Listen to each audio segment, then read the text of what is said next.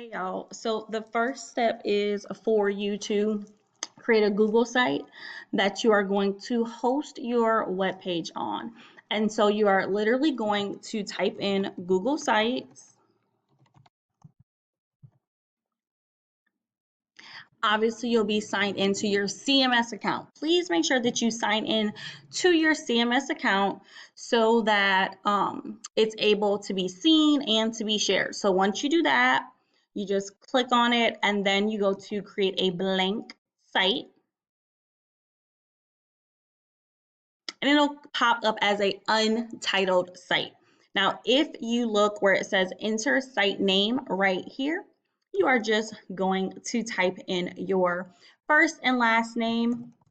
I'm actually going to use a student so that you can see exactly how it's supposed to look.